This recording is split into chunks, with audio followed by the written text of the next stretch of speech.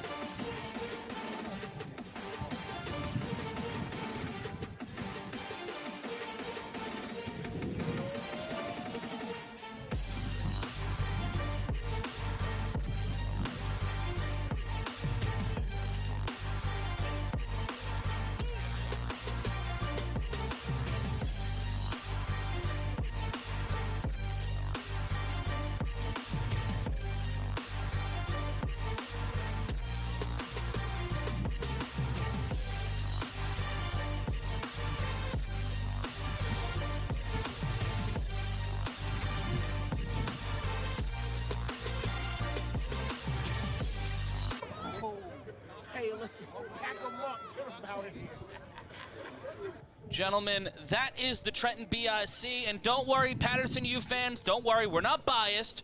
We're not riding any trains. We're going to be breaking down the Paterson U on the other side of this one. We'll be back with your A7FL pregame show in just a moment. We're live here on Stadium. Be sure to tell your friends. Tweet us at A7FL.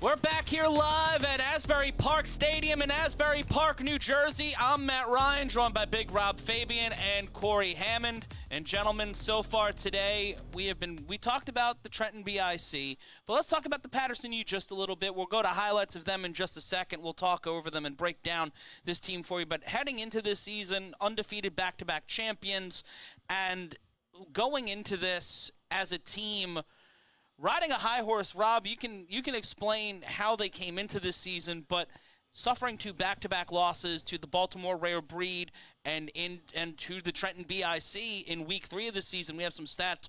We'll break those down for you in just a minute between the last time these two teams played. But what was the vibe heading into the season and then after those two losses to reset leading to today? I'm pretty sure the vibe was riding high on the last championship. Everybody's new tagline is "I'm here to three-peat." Yeah. You know, I don't think the U in their wildest dreams thought that they can lose a single game at all. They haven't lost since what, 2019? Yep, the championship game in 2019. Since 2019. So riding that kind of win streak with those group of guys and then adding guys over time, everybody just wants to add to the championship pedigree that the U has. So taking these two uncharacteristically tough losses for the U, I'm not gonna lie, it showed that it showed that they can bleed. It showed that Huff isn't perfect. It showed that the U has very exploitable flaws. But to me, it's not about how they got hit. It's about how quick and hard they get back up from those two losses. And I think today is gonna show everyone that the U is still here to stay and is still a dominant force in this league because everybody played with their name after those losses. Well, I was shocked. So let's take a look at some of the highlights of the Paterson U. Let's take a look at some of the highlights of the Paterson U as we get ready for this one. The vibe outside is very much a party right now for both of these two teams. I think you heard some of it. Yeah, we got a big taste of what's going on outside in the stadium. High, like and that's the vibe that both of these teams want to set. And let's take a look at some of these Paterson U highlights. And you see outside here in Asbury Park Stadium, this is the Paterson U. This is the team we've been waiting to see all season. This is them against the Snow Tribe. And that was week 1, and they were feeling good about themselves. They're spreading the ball around. They're playing a team that they obviously can handle. You have both of the quarterbacks delivering, and everybody's excited to make big plays there. You see Dot Boss healthy. And then this was against the rare breed. That's Pat Coburn making a big play. And this season, the U's played and lost to BIC and the rare breed. And although the U is one of the top teams in this league, we're also talking about 2 of the other top teams in this league. So you see in the highlight package here, this is what the U can do. They have playmakers all over the field. Then their offensive line needs to shore up today to make the difference against BIC. The U is always better when they're having fun, when it's all smiles, great catches, great football plays. Like, look at that. These guys smile after every touchdown. After every play, they celebrate, they enjoy themselves. That's the U that I know. That's the U that I remember. Phenomenal plays like this. This isn't a play you could catch a regular team doing. It's still a touchdown. Everybody's smiling. Everybody's happy. Big hits on tackles, swarming to the ball. That's the U that we need to see here today to actually win the game. And this is an interesting question. Are the U and the BIC the standard setters for the rest of the league? There's no question. If you have to imitate a team, pick one of them. Yeah. And go from there. But can other teams basically co-opt what they're doing, what these offensive and defensive teams are doing? Because we're seeing it here against the Gators, which is, you would say, one of the 4 elite teams in the A7FL. When you have all of this, is there any team that can replicate outside? Well, I think you can look just down 95 and look at what the rare breed have done this year. You have the Cobras last year turned into the rare breed, and they're one of the top teams in this league. And when we return here on the A7FL Game of the Week pregame show, we'll break down some more of this. We'll talk about some of the players to watch, and we'll also get some predictions. We're going to make it spicy in here and get the internet a-talking here on Stadium.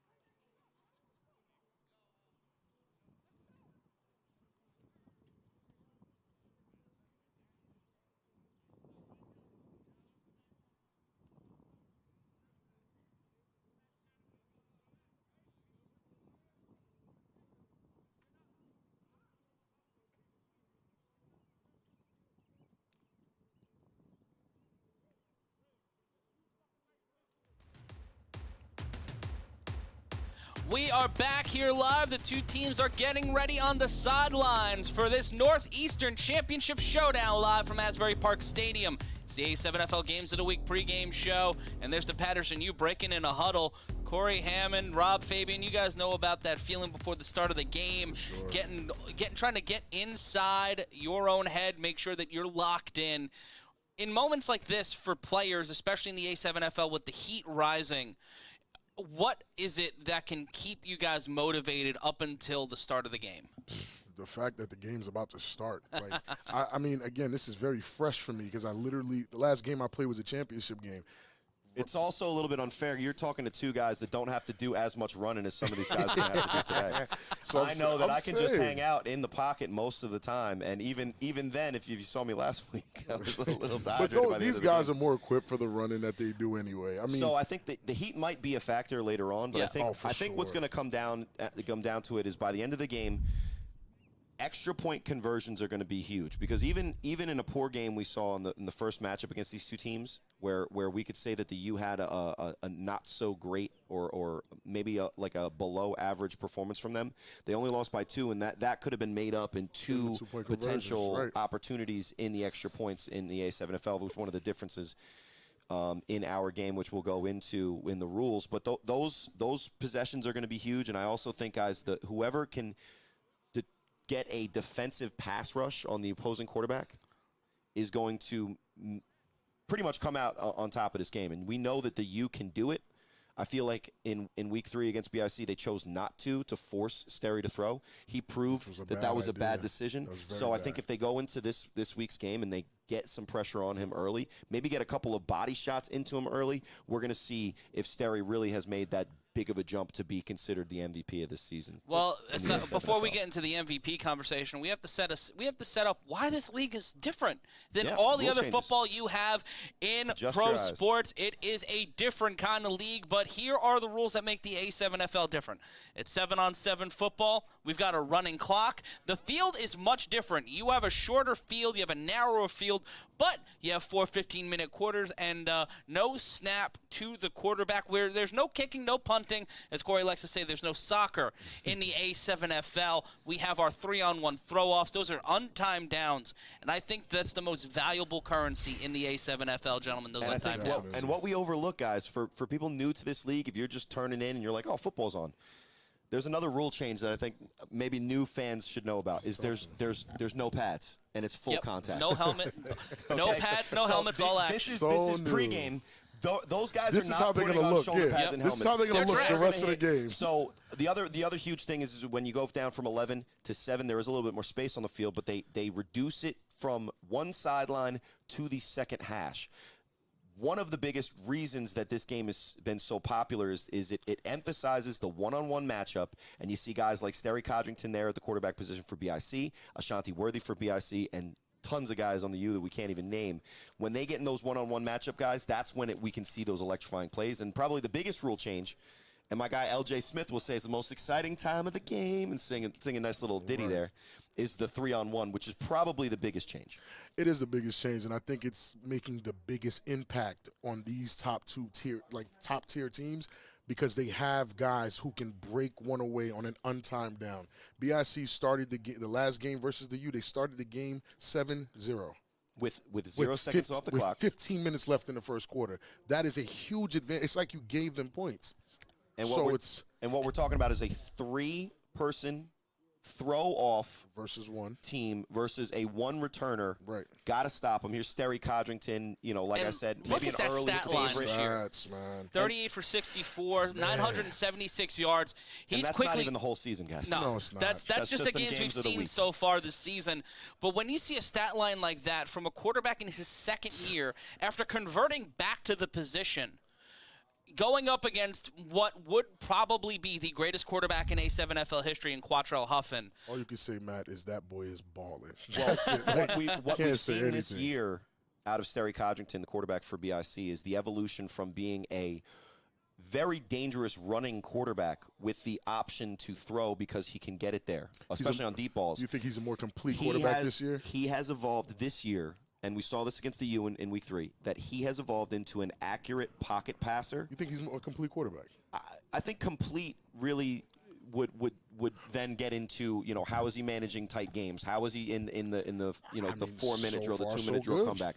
So what I've seen this year is that he hasn't turned the ball over. No, and he's once. converted the ball. He's converted first downs on third down, and he's made plays when his teams need it every single time they've asked for it. And let's talk about the man we're seeing on screen right now, Quattro Huffin, an equally talented, a great season so far. But the big question mark, Rob, 3 interceptions, and a guy who so far this year, you know, throwing 58.3% in the games of the week. Percentage, man. But Sterry's a 65.5. Which is extremely high, which is that's Drew Brees unnatural. high. Yeah, that's like almost perfect in this league. Again, Huff is playing at a different level. He's been playing at a different level the entire time he's here. And he's been asked this year to do a lot more, as in he's taking control of the offense by a lot more of the percentage of the plays are now pass plays. The U is very known for being bigger. Always. Being stronger and being a little bit run heavy at times and emphasizing the play action. This year, their offensive line. Do not be surprised if they go back to that today. And if they go back to that today, that's going to be tough to. Do not be surprised, because now I'm seeing the energy. You feel it when we walk past the guys on the field. You saw the big bodies we just saw. That's a huge line. That's Darryl Stevenson right there for the U. That's another big guy. Those are the biggest guys we've seen all year. Yep. And we're going to talk a little bit more about this. We're going to get more into the nitty-gritty details, but we have to pay the bills. We have to make some money so we can keep looking as stylish as we do. We're going to break it down, and I'm going to ask these guys who's going to walk out of here with the Northeastern title in just a moment here on Stadium.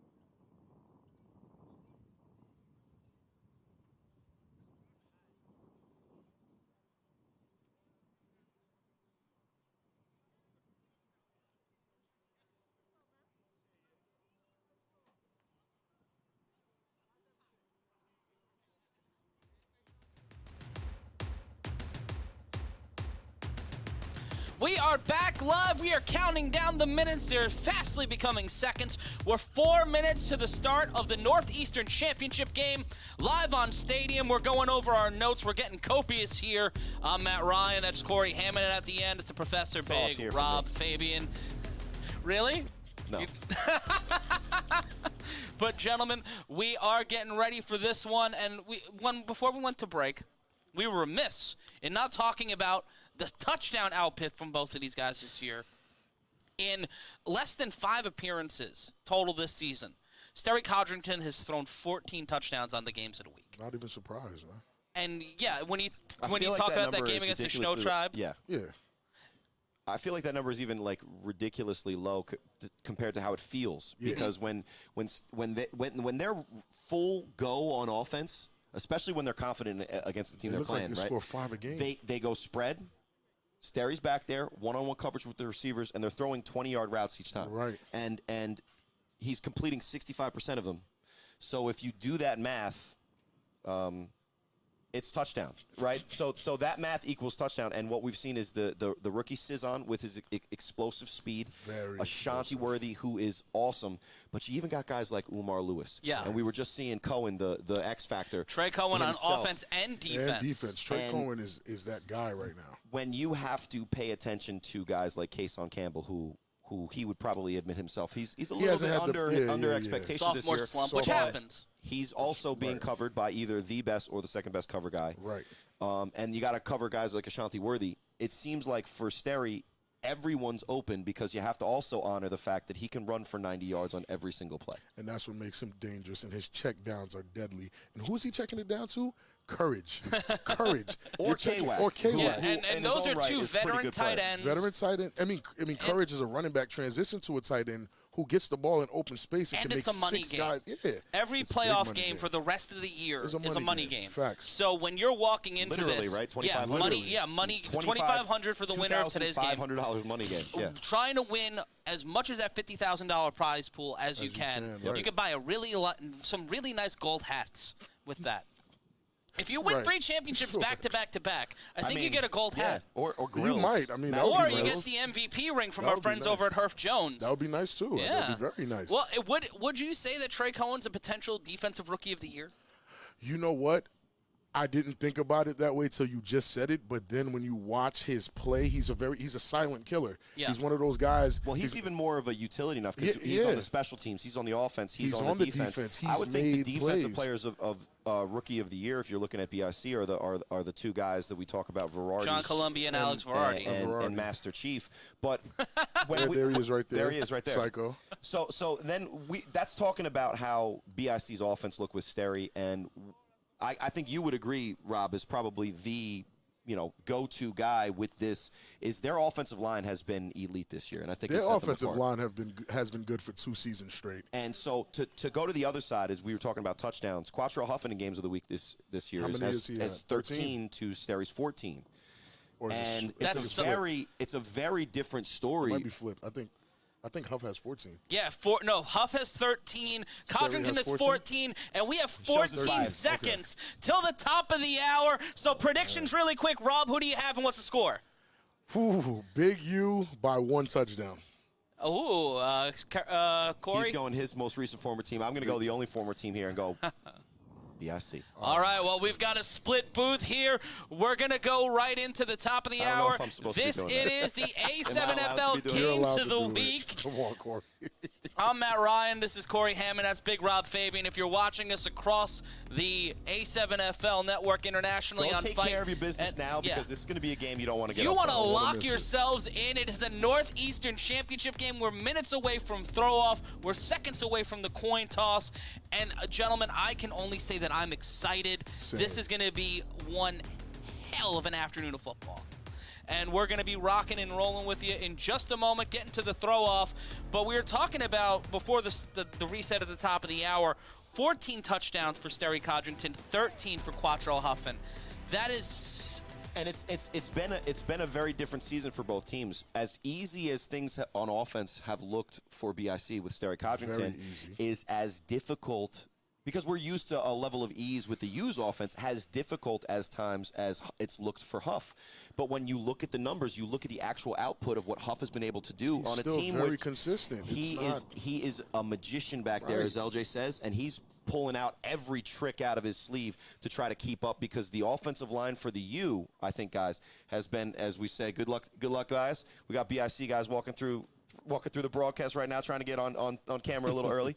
But what the U has done this year is they've really struggled on the offensive line. So as great as Sterry's been playing, he's been playing in the easy role where Huff is playing the Superman role, making things happen when he doesn't even have blocking at times. Not to toot my own horn, but you keep saying they're struggling on offensive line, and I'm literally the only offensive line in that You're gonna get a DM at halftime from the head of the U, We Rob joked about that in Smart. week 3, and I've seen his phone. It hasn't come yet. No, Rob it is can't. very Listen, comfortable up here. I am in the comfortable up booth. here. It's nice and toasty in here. It is. I mean, their offensive line has struggled, but I do think it's due to injury. It's due to guys playing, other leagues, doing other things, and not taking. I mean, you won 20-something games straight, And that's what it is, I think, because climbing the mountain to get to the top is hard. It's hard. Staying at the mountaintop as everybody's coming at you, I think is a little bit harder. And we've seen that this year because we look at the Rare Breed in Baltimore, who's the other undefeated team other than BIC. They lost to BIC, excuse me. Right. But they're the front runners in the Maryland bracket. Right. Yeah. That's a team that kind of combined the best elements Of of two the teams. Cobras, who were a Final Four team last year, And the Kings. who were also a Final Four team last year. No, they years weren't. ago. They were in the the Elite Eight? Northeastern Final Four. It was the Gators. It was the Gators and the Cobras. yes. The But Cobra- 3 years ago, the Vikings Elite had Eight. made the championship Right. in 2018. That was 4 years ago. But in 2018, that same team made the championship run. So you look at that team and the Rare Breed, their Super Bowl this year was against the U. BIC's Super Bowl this year was against the U. But you know what they say about teams who blow their load early in the season? Like, playoffs is a wash for you then. Well, if and you that's- think you that's played what the we Super talk Bowl about. already. If you The give it, stakes of this game this is a are money higher than game. week This 3. is a game this is a game that decides, I believe, the fate of this division for the next 3 years. I think agree. I think the 100% championship agree. game, if these two teams come back facing each other in the championship game, which I think they might face each other in the Final Four, the I way don't it think shapes so. out. But when you take a look at this right now, the U would be the 5 seed. They're behind the West Coast winner, the Florida, the Tampa Nightcrawlers, the Baltimore Rare Breed, and the BIC, the number 1 seed. When you say that right this second, right? But if they win today, they jump all of those teams. Yep. They do. And when So- we come back on the other side, we'll break this down a little bit more, and we'll get into the throw-off. We're having a lot of fun here, but we're counting down to the start of this one. It's the Northeastern Championship game. You, BIC, tell a friend. We're here on Stadium.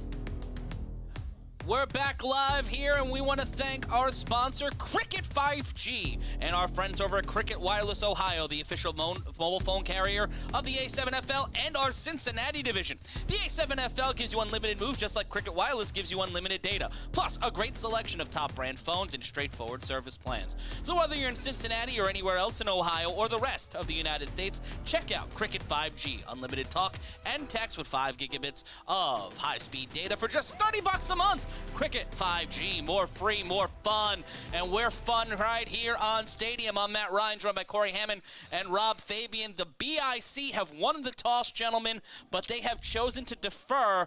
And Rob, you took a little bit of exception to that as the U gets the ball to start the first half. I think BIC's more explosive when they're able to score first on an untimed down.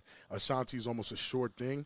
They're basically telling the U right now, we believe in our defense to stop you early in the game, and that's bold. That's very bold of them. But the one thing Kyle with the Ward 3-on-1 is when Huff is throwing it to a BIC Ashanti Worthy, Huff can throw it out of the end zone, so sometimes he neutralizes that. So that decision to defer shows your confidence in your defense, but it also shows some arrogance and some cockiness in your defense. It also, if you can stop them, it potentially starts that field position battle with a potential win early. If they stop if the they U, can stop Kyle Ward from taking it back himself. If they do stop the U, 3 and out, interception, anything like that, BIC to get stopped too.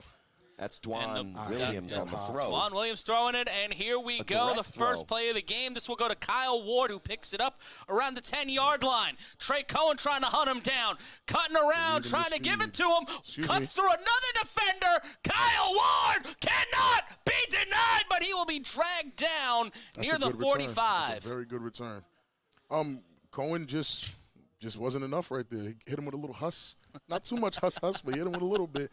But again, well, it's that over pursuit right there. You see him. He misses the effort there. But Dwan, who's shown his veteran knowledge of the game at this point. He's maybe lost, a quarter of a step. He's you know what? Slow. No, Dwan's been this bad speed-wise every year I've ever been against him. He's very underrated. Dwan is one of the best players in this league, in my opinion. He stops Kyle Ward there, so brings up a 1st and 10. And oh man, ice cream truck last year's MVP Huff. The handoff. There it is, right at them. There it is. Driving there down. It is. And that's Quattro Huffin taking on the QB keeper. You say there it is, Rob. What did we talk about? We talked about this a little bit earlier.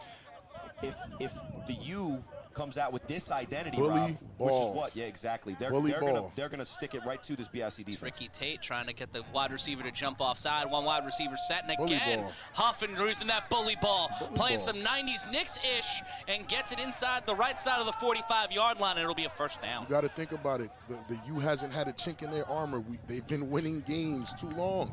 2 losses. You have to go back to basics. Back to the basics.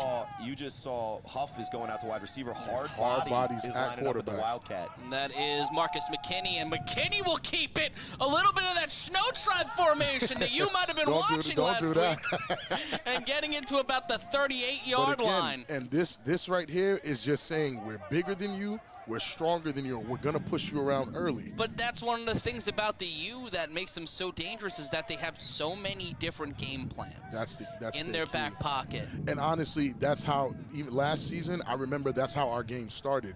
We were here. They iced out Verardi. And that's Alex Verardi there playing on the edge.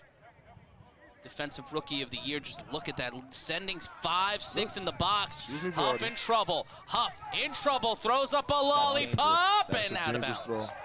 It's a very dangerous throw, but he put it somewhere no one can get it, right?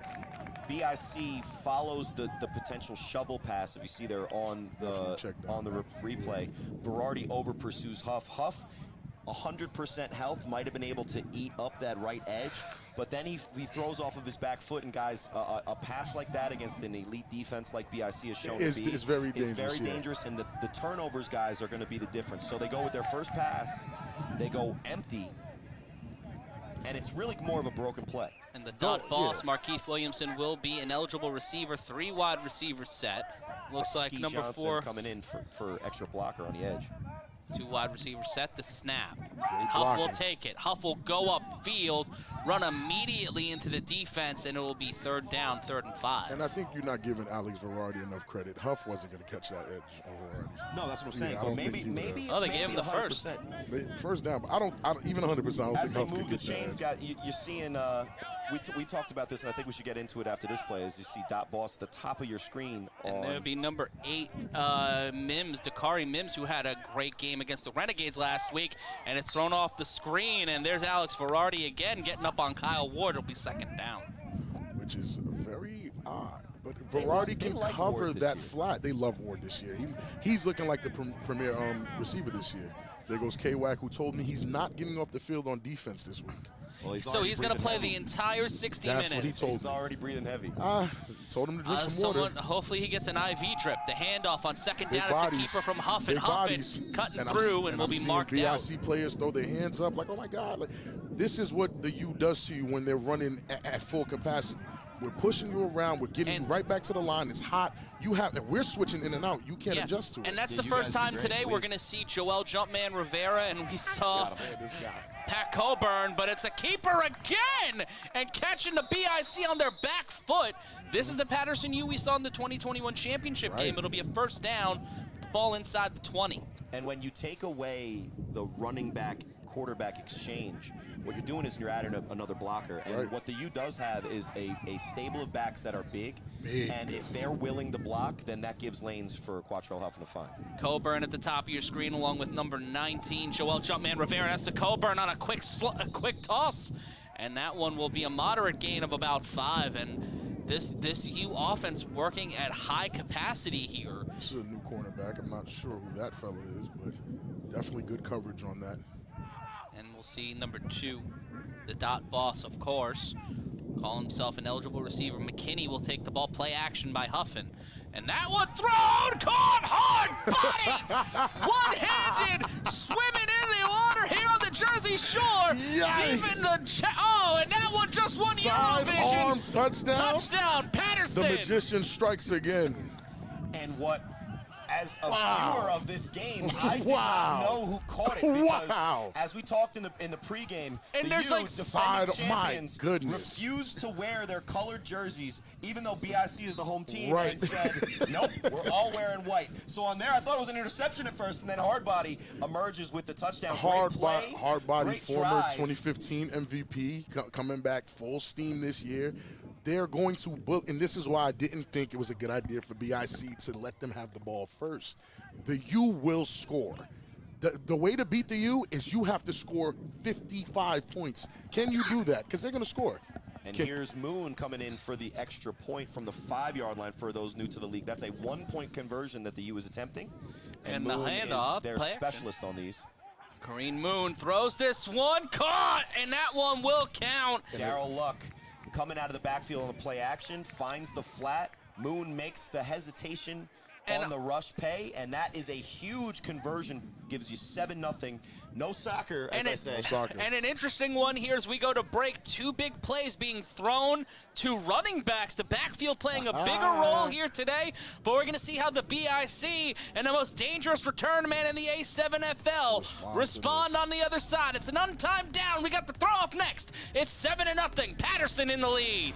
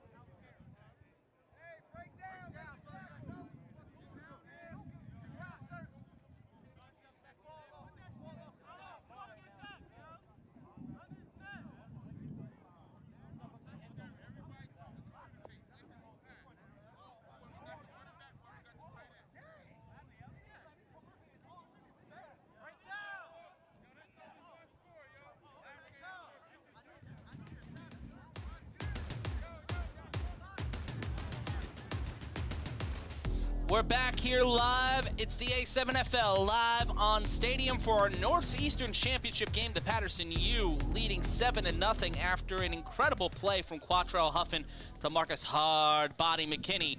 And now the Trenton BIC will look to respond in the 3-on-1, which is an untimed down. And I am Matt Ryan. Ryan's the great equalizer. We talk about the returners, but look at this throw. I'm an honest guy. If he scores, it will be Huff's fault. I want you to understand that. Because Huff dives a lot. Ashante Worthy tries to get through.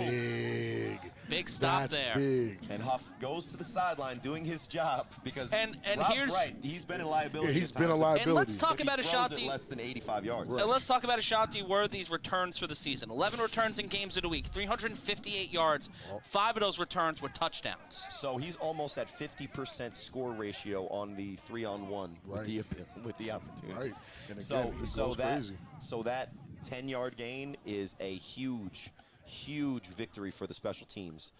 I don't see courage. You can see Chris Hunter. I don't see courage. I don't see courage either. But I do see Sterry Codrington, which I think. But I don't see courage. Courage is a strong piece of this team. Yeah, but you know courage. Courage is a guy that will make his appearance.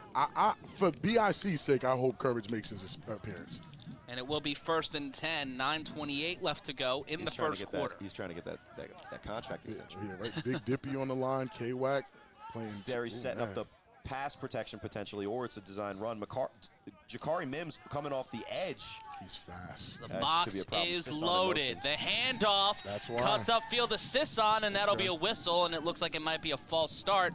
And on the offense, and I'm guessing they have Mims there to help contain Sterry's speed on the outside and pick up when one of the receivers does that motion to his side. Like you mentioned, Courage. If Courage isn't in the backfield and they're not going to run a heavy set, if you're smart for the defensive strategists of the U, you're going with more speed, right? Yeah, you're not going to bring in a linebacker type because you don't have to tackle a running back type. So if you have Jakari Mims coming off the edge, one of the fastest guys in this game, Sterry's not going to get away from him. Courage is on the sideline. 1st and 15.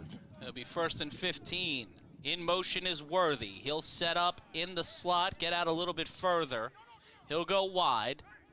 Snap, and that goes over to Sisson. Sisson cutting up the sideline. Jason Sisson looking to put 6 on the board. Stays in bounds. Battles the defender, but will be dragged out of play. That's definitely Codrington with the keep. Oh, that's Codrington. I'm sorry. Sterry, because, wow. Well, what you saw there is he slow-played it in the backfield, hesitated, and then he gets the edge, and that's a great play by the offensive line to seal the edge. By K-Wack. But also, that's a really gutsy hesitation back there with that man coming at you, and he has the speed to get the corner, and then explodes down the sideline. Luckily, Kels Gallimore just gets enough of on him to get out at the 21-yard line. What they really did was force the coverage to pick up Ashanti on the side they were going to run, leaving Neon Dion, the spy, by himself on the opposite side. And with a great and it'll be 1st and 10. Apologies, I got confused because both men are wearing headwear, and it confounded me, and I'm getting over an ear infection, so I'm stupid. 7:33 in motion. There's Sisson. Sisson now will cut it upfield. And he's not going to get outside of Mims. No. Now he's fast enough, but no. One thing that we've learned from Sisson this year is he's one of the fastest guys in this league. Very explosive as well. But he's coming over from a flag background, so the physicality is something he's adjusting to. Yeah. But on that play, he gets 4 yards and you're ahead of the sticks, so not necessarily a bad play. No, not at all, but it's Jakari Mims on the edge. It's a great stop there at the edge. Yeah, it's Mims on the edge. He's a football player. He has the speed to keep up with guys like Sisson and Worthy. That's why he's there at that position, to play that cornerback. Jakari Mims is a legit wide receiver on any other team. And number one. And what it is, as I noticed on the last play, is he's actually playing corner. Right. But when he's not rotating to the other side, he's staying on that edge so that they still have speed at the edge so they don't get burned. As we see Courage in the backfield. Courage is in. It's danger 2 wide time. receivers set, and there's the handoff to Courage Mosey. And Mosey driving through, and it will be 3rd down but it will be 3rd and 3. What a hard run from the former A7FL MVP. That's an attitude 4 yards right there, Rob. Yeah, that's what I'm saying. Like, you guys have to understand, Courage not being there, there's a part of BIC that'll be missing. Courage is part of the same old guard that won the championship. He has that mindset. He's tough as nails. And when Courage runs through someone, it hypes up your entire team. Morale goes up 10%. And it makes the play action something that deadly. Everyone has to honor, from the defensive line to the corners to the second level, like linebacker, safeties, and that gives your quarterback extra time. Right. And it gives your receivers extra space downfield to get over. Gotta watch the checkdowns. 3rd and 2. 2 wide receiver set and trying to force something. Kels Gallimore looks like he goes a little early, offsides on the defense. That'll bring 1st down. That's a tough kind of bonehead type penalty. That's that hidden yardage. And I'm guessing it's how he called it. If I'm looking at how it looked, he called it he did a hard call, and it made Kels jump. Because what else would make you jump? Honestly, you're not even allowed to call it, or that would have been that's what I'm saying. So what happened there? He might have just tried to get something off quick. And speaking of getting off quick, and it will be out of the reach of Ashante Worthy. It will be 2nd down. What did you think about that coverage, Corey? The coverage wasn't as great as you might expect it, but the type of ball he had to throw, he had to put a little bit of a rise to it to get past the 2nd level, and then it would have to drop. That's why you see when the ball tails with the point of it up and the back tip of it down, it doesn't have that drop on the natural spiral, so that's why it soars over Ashanti's head, bringing up 2nd down. It'll be 2nd and 10. 5 on the line for the Paterson U. The Trenton BIC down 7-0. 3 on the front line. Courage Mosley set up to the left of Sterry Codrington. The snap. Codrington, not a lot of time, but throws this one to a Worthy. Touchdown, touchdown, Trenton. Getting right into the face of Prince Reed. There it is. He runs to the sideline and looks every U player in the eye. And you see Sterry there. He stands in the pocket. Courage picks up the odd man blitz on the left side, stays in the pocket long enough for the comeback route to work, and it's just too long of a time to cover Ashanti Worthy. Makes the break. The ball's there. Touchdown, BIC. Way too long. Here we go, though. These extra points are going to be huge. Let's see if BIC chooses to go for the 1 from the 5 or this is 2 points. This is just showing the replay here. Yeah, if you saw that, Dion got cooked. I'm not gonna lie, like he got hit with a huss, and then took it right back outside. The loss there was not on the corner because he covered. They did not call it a touchdown. There's no way. They pulled it back. Wait, what? Well, he's from the 5-yard line, so I'm guessing this is the extra point. This has to be the extra point. Nope, flag on the play. So there's chill out Duke on the play there. Intentional. Wait. Okay. Looks like holding. Holding on the down. That's gonna cost them 2 silly penalties. That's gonna definitely cost them.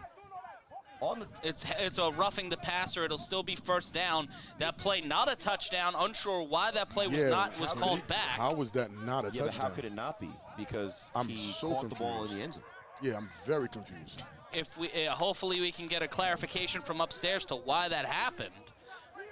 But it'll be a 1st down. But again, a silly penalty to take this close to the end zone. We're going to take a look at the replay. We just saw it a moment ago. And we see here. Everything looks clean. No flag on the play. Unless they're giving Courage a holding call right there. But then they would have went backwards. So it doesn't really make sense. And he caught it within bounds. So yeah, only thing. It looks like he might have caught it on the line. Okay. One foot in? He might have. And the snap. Worthy on 1st and goal, caught! Will they count this one? Touchdown! And guess who's back? With a great catch. Guess who's back? Kason Campbell, and he caught that with his hands. He caught that with his hands this time. Yeah. And that is a catch by the wide receiver, not a throw from the quarterback. But you know what? As a quarterback, you got to get the ball to open receivers. Kason Campbell's wide open back of the end zone, and we do finally get the 6 points on the board. Finally. Kason is showing who he was last season. The weather is nice. He told me that, he's just not a cold weather guy. He just doesn't play in the cold. Look, what he has, and we were talking about this off camera earlier on in the pregame, is that Kason Campbell has what you can't teach. Is he could run routes and get open. Right. With the depth, I think on the BIC wide receivers, there's a lot of tense pressure on him, and that might have been the conversion. Is basically what we're seeing in the body language from the refs on the field. Well, So we'll take a brief 1 point, timeout, and then and it'd be we will 7-7. reset here. Right. When we come back here, we'll get the Paterson U with the ball, and we'll get an answer to this question. It's the Trenton BIC 7, the Paterson U 7. Okay. It's the A7FL Game of the Week on Stadium.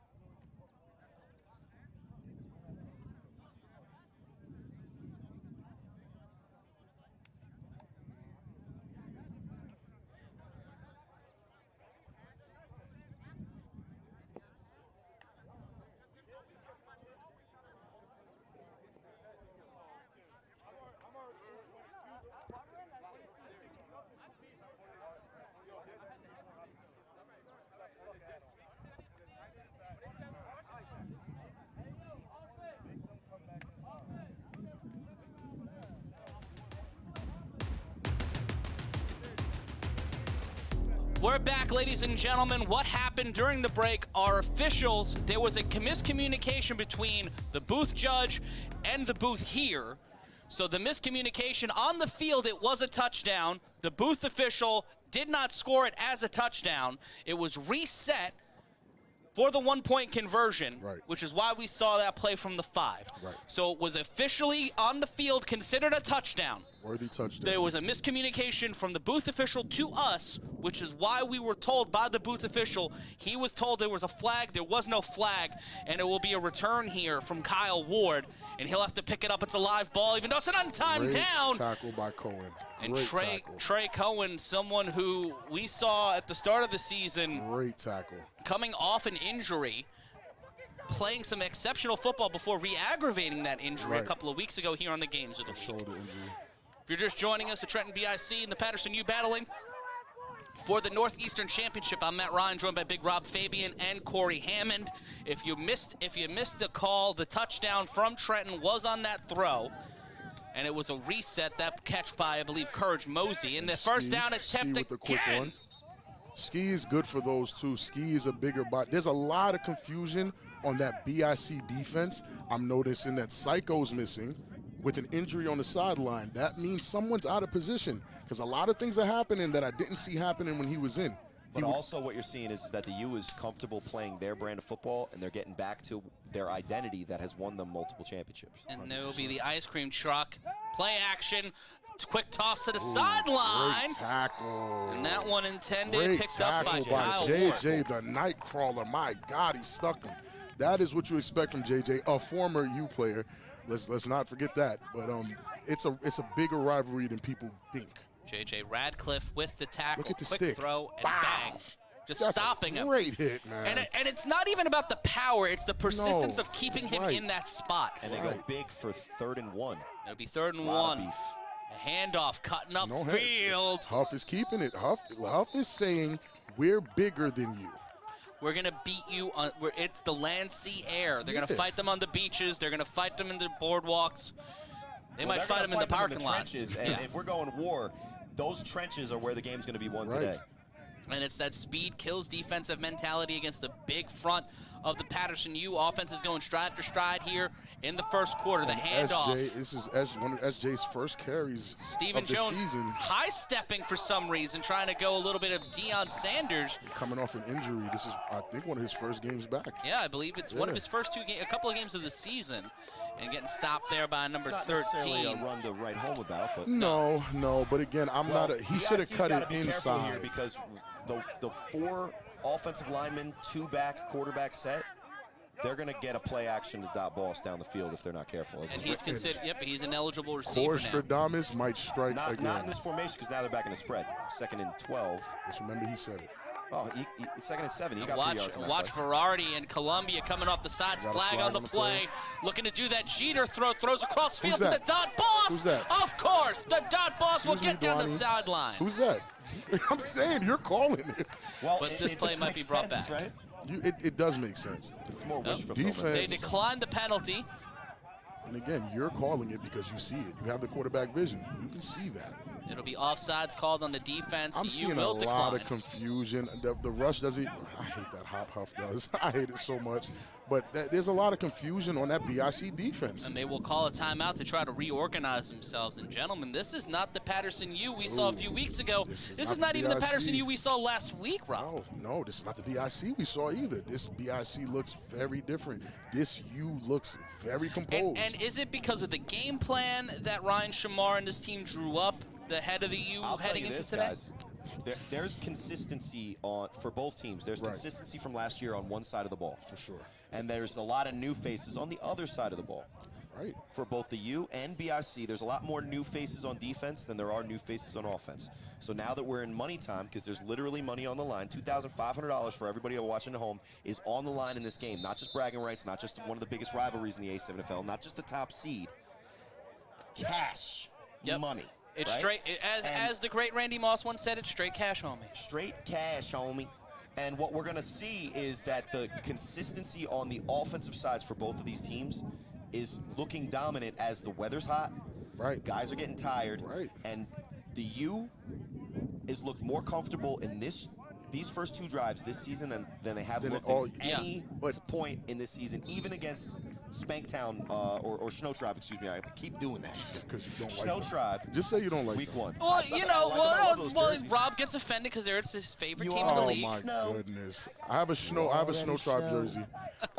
But I mean, you got to expect this type of play from these two teams. They're elite teams. They're elite teams. It's not a Specifically blowout. the offensive side. Yeah. I think is going to what dominates. And look this at the game. box being filled up. 6 in the box here. Pardon me, 5 in the box for the BIC, and it'll be They're just capped. picking a side. They're just picking a side. And Huff will fight for about 4. Ball will come loose, but the whistle blew it dead. And it will be second down. The trench warfare here. This is where the game's going to. And I'm not one to talk, but on a play like that, you had Darryl Luck. He actually seals the edge. You got to, as a running back with actual skill, which I don't have, you make the move to the inside and then bounce it back outside. But it was a great play by the linebacker to fill the open hole. Well, here's my Brings up question 2nd and 8. for both of you gentlemen. Would the BIC be smart here to play rope-a-dope? Let the U continue to rush the ball, make Huff get tired in this heat. If you get into games like that, that's what the U did against Sterry in the first game. Is they said, "Oh, we're going to do this," and no, you play football every down and you try to win the down. And 2nd and 8, stop them. And play action, they bit on the play action, but Huff gets bit, thrown downfield and incomplete. I used to have a coach that said, if you respect the game, it'll respect you. If you think, oh, wait, why is he what is he signaling? Well, he's saying that he's fast. Okay. And he was open maybe. But the thing is that when you have a guy like K-Wack get quick pressure on Huff, has to throw with a man literally pummeling to the ground off his back foot, it's inaccurate. And that's the end of the first quarter, 7-7. And at the end of the first quarter, we've seen some terrific punching and counter-punching from both of these offenses. Will either defense respond, or are we in for a score bonanza? Is it a 50 burger on either side? Well, we'll flip it on the grill and see what happens when we return for the second quarter. It's hot. We be grilling here. It's the A7FL.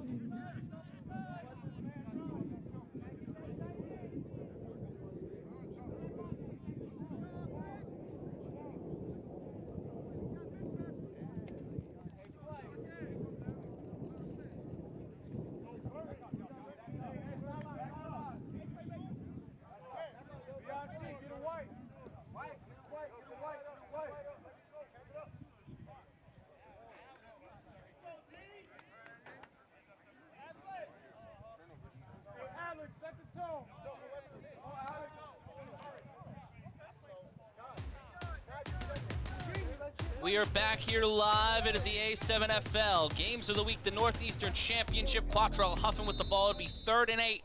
And here comes the pressure from that BIC defense. Huff, nothing but time, then gets in trouble. Columbia gives chase. Huffin cuts upfield. He'll throw a lateral to the dot box. There it is. Big space, big body. Look at that. They're here to bully, guys. And I always say this about Huff is when he plays the quarterback position at his highest level, he looks like a fast break point guard.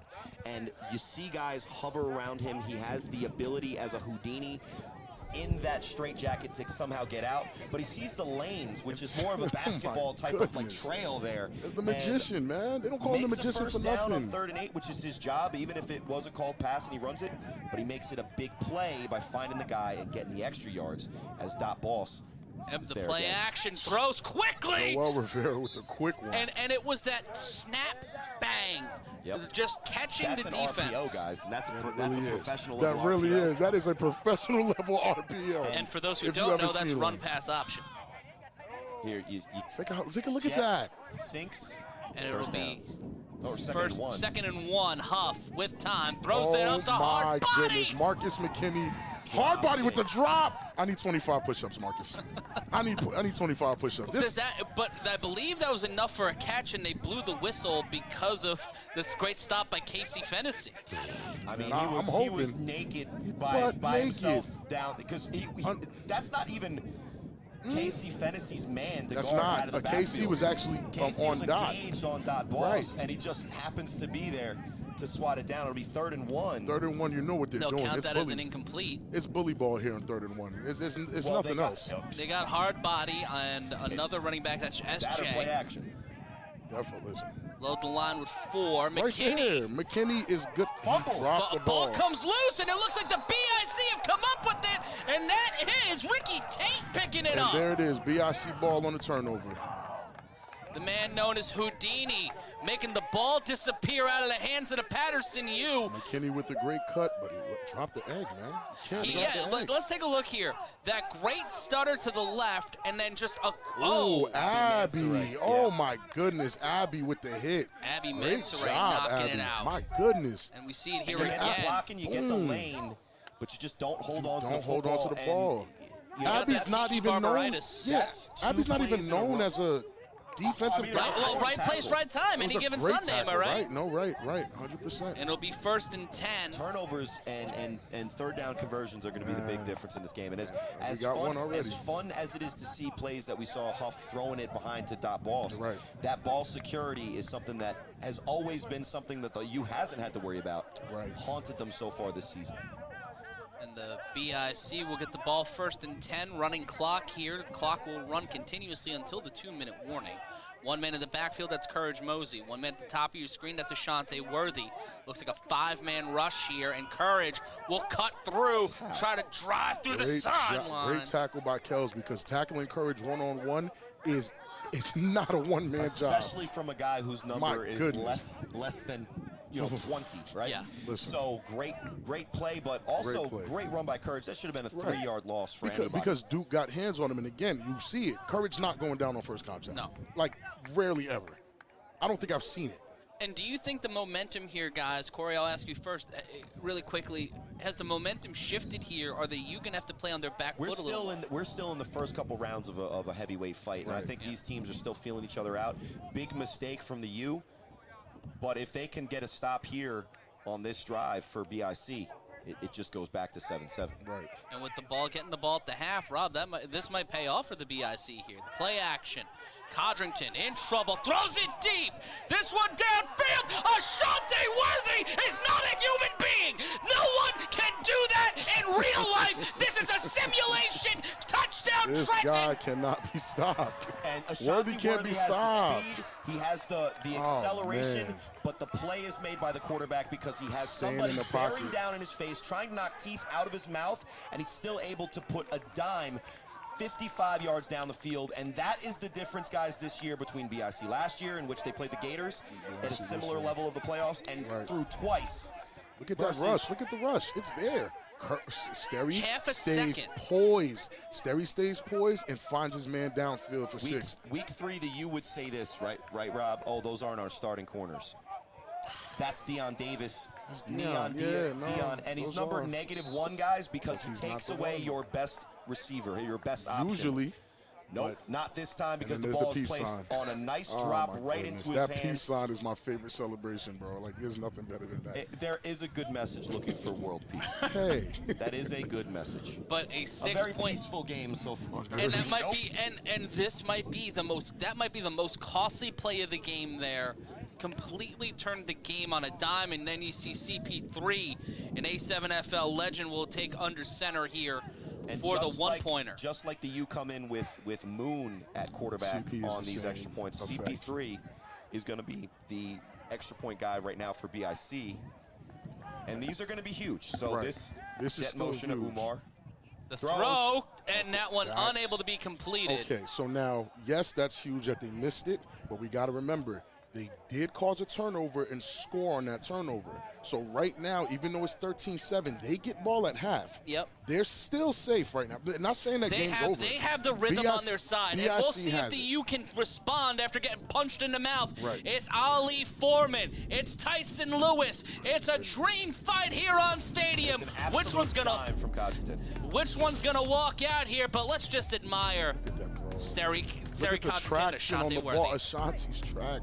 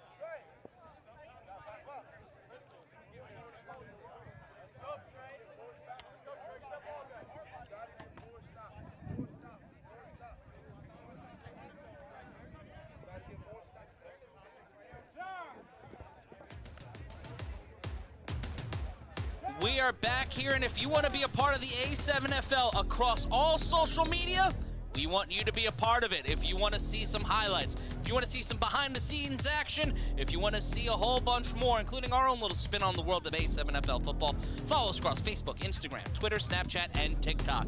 And if you're watching us right now on the YouTube's machine, head on over to watchstadium.com/live or on Stadium on your television to join us and watch the rest of this action here today. It is 13-7. The Paterson U getting the ball back after a costly fumble by Marcus McKinney, and this ball will go out of bounds. And that is going to be a dead ball return here. So when you're on the 3-on-1 after a score, so to equate it to football, kickoff type change of possession, ball has to travel in the air to the 25-yard line and not go out of bounds. Right. The penalty for that is an opportunity for SJ, for the U, running start from the 25. And if you are watching us anywhere but Fight and Stadium, it is closing time. Head to watchstadium.com/live or on Fight TV internationally. Stephen Jones! Oh, my goodness. Excuse me, sir. Pardon me. No, you just can't do that to a man on national television. You just can't do that. You can't Super treat him Mario like a jump hurdle. over Cohen. Bloop, over Cohen. My man is just trying out for the Olympic hurdles. He played Super Mario in real life. Look at, again, SJ with the ball at the 25 is dangerous. Excuse me, Cohen, because that's what Cohen's dangerous. He's grabbing everyone by the legs and stopping him. But I will say that on the 3-on-1, guys,